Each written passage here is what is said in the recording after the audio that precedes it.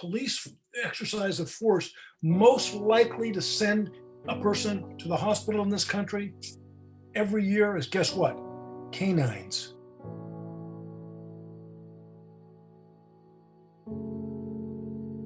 My name's Aram James. I live in Palo Alto. I have most of my life. I'm 73 now.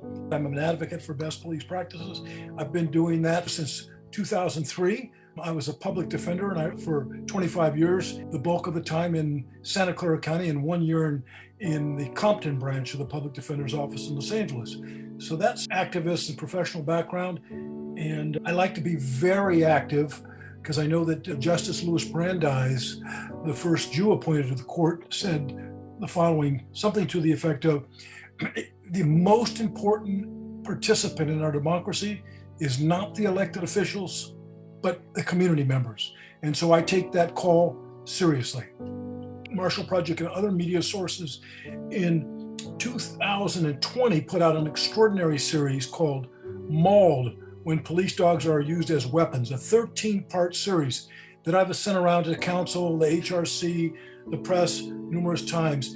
And it depicts the police exercise of force most likely to send a person to the hospital in this country every year is, guess what? Canines. It's past time that a police tactic, the use of canines, that was born during the period where people were enslaved in this country, African Americans, and even before in Haiti, to track runaway slaves, and has continued to be used disproportionately against members of the African American community, should be banned now. We can no longer close our eyes to the injuries and deaths caused by police canines every year, and the absolute refusal of law enforcement to be transparent with the community regarding the extent of injuries and deaths caused by police canines. We are denied often the right to see the body-worn camera footage of these incidents, the still photos of the injuries, the hospital records resulting from these incidents. And why, you ask, do the police deny the community? They know that if the public was actually aware of the violence that these canines inflict, it would be very difficult for them to stomach it. And likely we would have a movement across this country, which I hope to be part of, to end the use of police canines for attacking human beings and being flesh-eating animals. That these canines, weaponized canines, were used against the Jews in the concentration camps.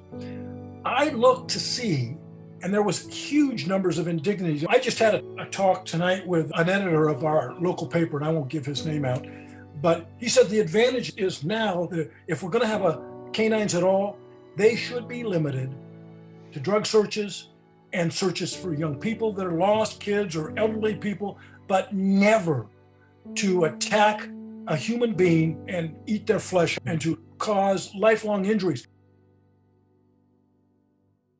Aram, thank you so much for your time on this. If you have any charts or stats or links, let us know. All right. Thank you both. Okay. I really appreciate it. Okay. Have a great evening. Thank you. Bye. Bye-bye.